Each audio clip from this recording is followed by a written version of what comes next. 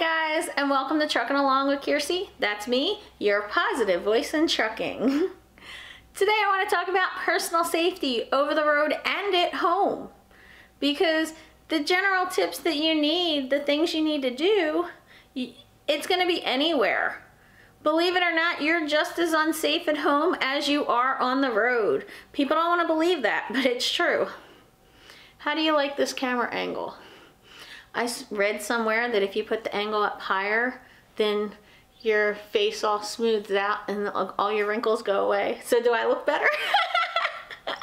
Sorry. Anyway, when I come back, we're going to talk about even men feel unsafe out on the road, which is why they're always talking about how they need firearms. They need their weapons, they need their guns. And what that really translates out to is, I don't feel safe. How do I keep myself safe? So whether you're a man or a woman, stay tuned, because I'm going to tell you how I stay safe out here on the road.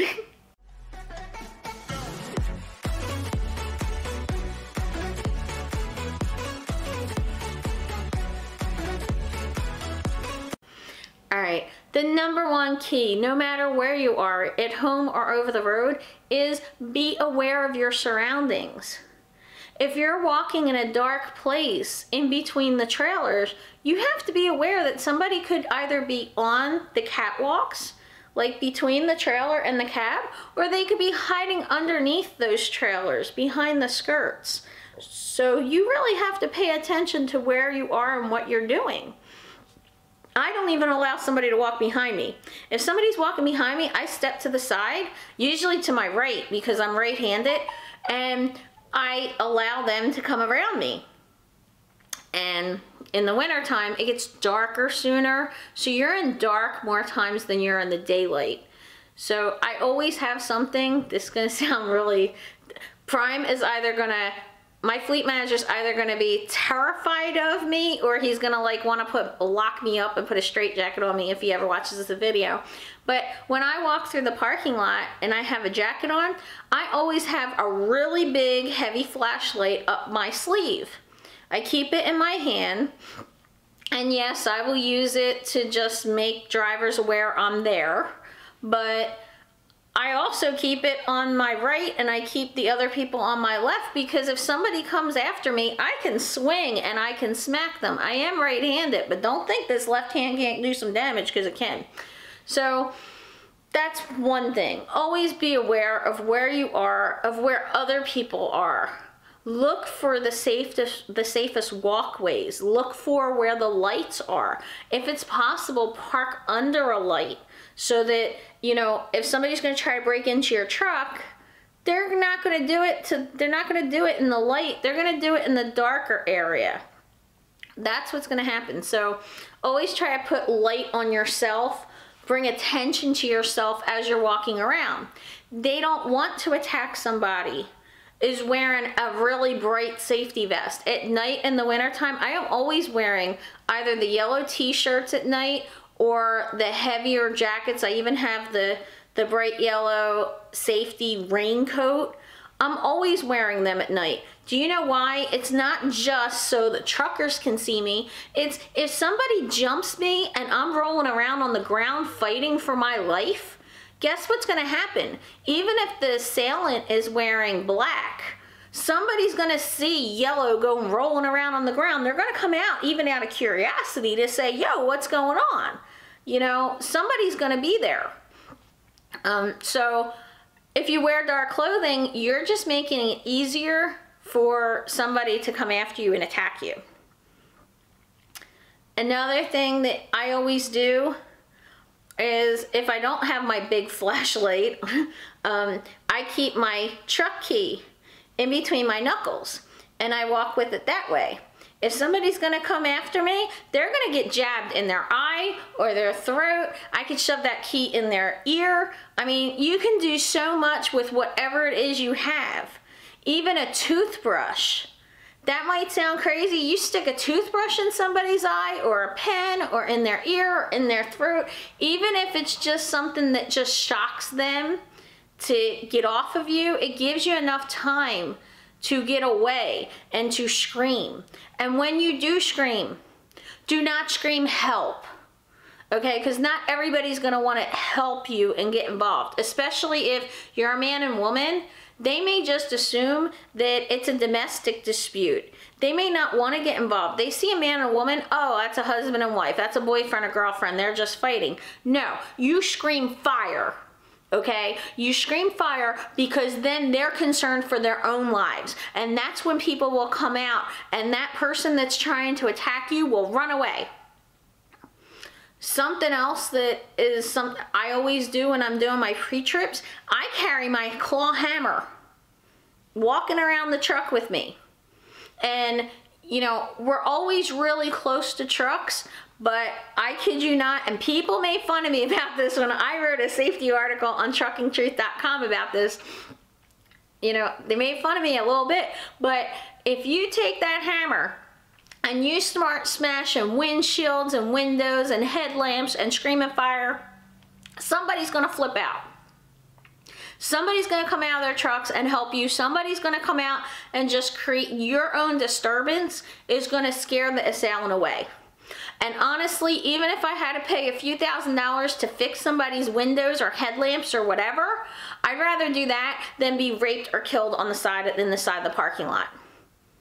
I am never going to be a statistic where somebody's going to say, oh, her dead body was found. Nope, not happening to me. Nope. You know, as crazy as it sounds, I've gone through all the different things that on my truck that I could use as weapons if I needed to. And I'm talking even spraying Windex in somebody's eye. Or, you know, we have WD-40, shoot WD-40 in their eyes. Even toothpaste. If you shove toothpaste up somebody's nose, you're wrestling with somebody and the only thing you see is toothpaste. Guess what? Shove the toothpaste up their nose and the paste gets all stuck in their nostrils and they can't breathe. It'll get stuck in their windpipe if you put enough in there. They can't breathe. Well, guess what? I'd rather have a dead attacker than a dead me. Seriously. And I thought about this a lot. Like, we have the pigtails going to the lines to the trailers. If I had to and I was with somebody and he jumped off of my catwalk, I'd be taking those lines the best I could and wrapping them around his throat. No lie. We got the load locks on the back of the trailers. If I'm wrestling on that catwalk with somebody, I'm going to be trying to hit him with those load locks. Darn right. I mean, there are so many things that we can do. And a good friend of mine gave me this idea for inside the cab. Now, usually I sleep with my claw hammer next to me anyway, so I feel pretty safe. And a lot of, especially women, will take their seatbelt and wrap their seatbelts around their door handles, which prevents people from getting in and opening the doors. I know people that say, oh, well, if you do that, how do you get out in a fire? Honestly, if you can't get out of a truck during a fire that has glass all over because of door straps, you shouldn't be driving. I don't want you driving a truck. You're too stupid to understand how to save your own life. Because my butt would be kicking out that windshield. I'd be kicking out the windows. The back sleeper windows I can kick out. The walls of the truck themselves aren't even that thick. My butt would kick those through the wall.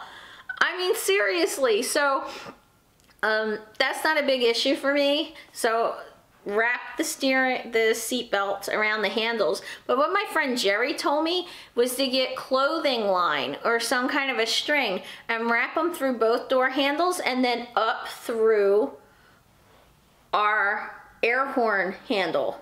Burr, burr. Now, if you haven't been on a truck yet, it's just like this little cord wire thing that, you know, if you tie the stuff tight enough and somebody goes to open the doors, you'd go, burr, burr, you know. Well, you can even run one of those cords back to your sleeper. And then that way you always have a way, if you hear somebody outside your truck or you think somebody's on your catwalk, you know, you can pull that horn and they're gonna run away. Because the only time that I could say that anybody messed with my truck at all, I was in Mississippi at a Flying J, and I don't even remember where it was, but I thought there was somebody outside my truck. And I felt them on my catwalk, and I turned on my lights, figuring, well, that's gonna distract them, and he stopped. And then I thought, well, maybe it was just the wind.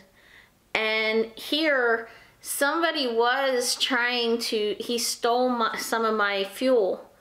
When I woke up in the morning, I had like a quarter of a tank less than when I parked in the morning.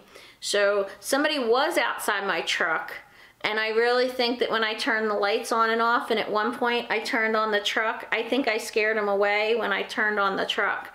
So be aware, just be aware of who's around you and what's around you, and think about ways that you can startle somebody before it even gets to that.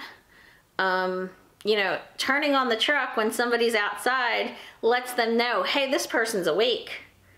Hey, I'm not going to break into this truck. Something just changed here. I'm not, this is not good. So those are a few of the things. Try to just figure out when people are following you. I mean, when you're at home, you're more likely to get followed by somebody than me. I said this in another video, in the women's sexism video, but you know, for somebody to follow me, they have to drive 300-400 miles to follow me to my next stop. That's not true when they're following you home from the gym or from your kid's school or from work. So always be aware of your surroundings. And if somebody is following you, and do not go home, obviously, do not go to a relative's house thinking you're safe. Drive directly to the police station. Drive to the police station. Get their license number, write down their plate number, and go right to the police station. You know, this happened when I was a kid. My mom noticed that, and I don't know how she noticed, we had 5 kids all fist fighting in the back seat of the car, but she realized that there was somebody following us, and she did. She drove us to the police station, and that person left. And she did report it, but that's the kind of, you know, awareness that you have to have no matter where you are, if you want to be safe. And you don't need guns to protect you. You need to be aware of what you need to do, what's available to you. I mean, heck, I got a camera on a tripod right here. Yeah, it's an expensive camera, and I don't want to hit somebody with it, but if, you know, if that tripod's going to help hit him, well, then he's getting hit with that. What's more important to you?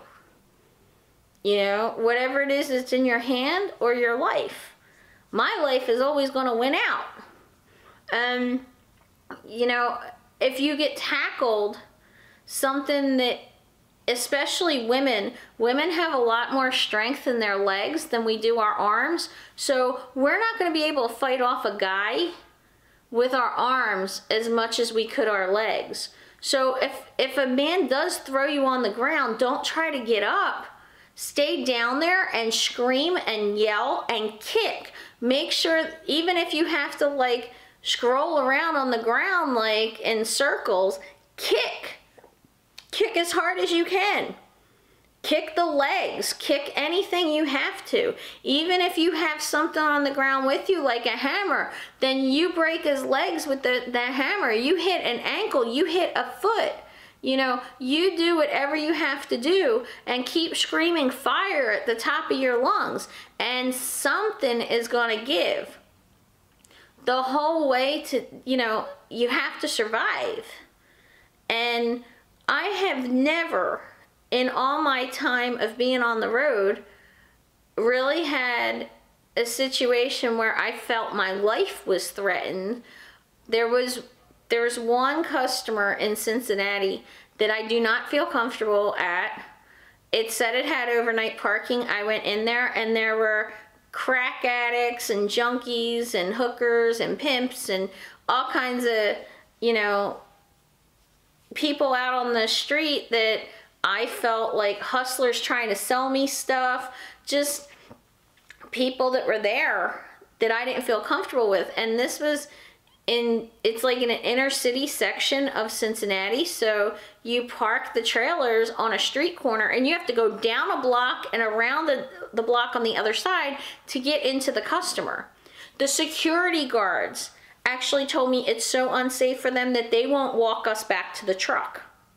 The security guards won't go and leave their own property to go to where their trailers are located on their property. And the criminals there actually time you because they know how long it takes for you to get into the customer, and they give you a lock. There is this lock that's about 30 or 40 pounds. And they give you a combination for the back of the trailer, for the trailer that you're going to take.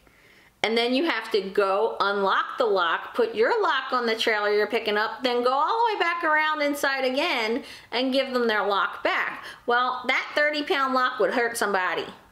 And that goes back to even our trailer locks, right? I put my middle finger through our trailer lock. It's got to be a couple pounds, and whack, I'll smack them right in the head if I got to. And at this one particular customer, as I was walking to go into the customer around the block, I noticed this guy kept watching me. So when he went behind the trailers, I walked back towards my truck, and he was like about to stand on my step. And he was trying to like look inside my truck. And I said to him, break into that truck and I'll break your skull open with this hammer. I'm not kidding, I did. If Prime wants to fire me for it, so be it, but they shouldn't have sent me to a customer like that as far as I'm concerned. And they probably don't know that it's that bad because, well, how would they know? You know, and the guy was like, well, no, the guy inside is calling me. I'm like, he's not calling you. He's not calling you. Okay? And if you wake him up, he's going to do some serious damage to you. So I suggest you back off. You know, and then it took me a little while to even want to go back into the customer because I didn't really trust what this guy was going to do to my truck. And it wasn't until another driver showed up that I said, hey, look, I don't feel safe here. I want to go walk into the customer. Could you just hang out and watch these people for a little bit? Because I think this guy was trying to break into my truck. And then when you have to go in, I'll watch your truck, and you know, we'll be a little bit more safe that way. And the driver's like, yeah, no problem. And I did go back to this customer again, and I thought, well, maybe I was just a little too new at the time. And the second time I went, there was a drug addict there who was begging for money, and I told him, hey, I will pay you if you watch my truck. And he's like, really? I said, yeah, I will pay you if you watch my truck. Well, guess what? He stood there with a pipe and chased everybody away from my truck. He didn't even know how much I was going to give him. I gave him like 10 bucks and then all the change that I had in my dash. He was so excited for a lousy $13 or $15 or whatever it was that he was like, come back anytime. Well, the third time I went, I was trying to get there when it was still daylight, and I just got there at dusk, and guess what? The customer lost my trailer. They couldn't find the paperwork. They didn't know what trailer it was, blah, blah, blah, blah, blah. And here I am again at dark with this, you know, miscreants all around me. And the drug addict guy that I had paid before was like, don't worry about it. I got this. I got this. And he was just like guiding me back into the spot and telling me, you're not hitting anything and everything. But I told Prime at that point, I am never going back here again. Do not send me back here. I refuse. I'm sorry. I don't care that I'm a company driver. I'm not going back there. And I don't think you should send solo drivers there. And there is a message in my file that says that I'm not going there. And I've never been sent there again. That had to be about 3 years ago. So, you know, be aware of your area and your situation and figure out what you can use with weapons. Hornet spray is a big one that people use. You know, there are so many different things that you can use that are just within reach of us that you can use to protect yourself. And I'm not saying go out and start a fight with people just so that they can, you know, you have a reason to do this stuff, but I'm saying be aware. Be aware of your surroundings, be aware of the people, be aware of places that you park. You know, don't give in to arguments with people. There are some people out here that just want to continue an argument with you. If somebody yells at you, so what? He's not paying my credit card bill and I'm never going to see him again. So I really don't care. I don't care. I'm never going to see them people again. So why do you care? You know? So, I hope this gives you a little bit of insight into how you can protect yourself out here on the road. I hope that you have a little bit more awareness, both at home and on the road. And your homework for me tonight is to go through your truck or go through your car or go through your home and try to look for different things that you can use as weapons. Because like I said before, my neighbors in the truck stop are only a few feet away, but your neighbors back at home are going to be in the next house. If you scream, are they going to hear you? You know, if I scream, somebody's going to hear me. Plus, I got a really big mouth. I scream here in Tennessee, and somebody in New Jersey is going to hear me. I hope that helps you. And if you have any safety tips that I didn't mention, please comment below and maybe I'll add that in a new video later. And like, subscribe, ring the bell, share. Thank you so much for all your sharing. And I hope to see you out here trucking along. Bye.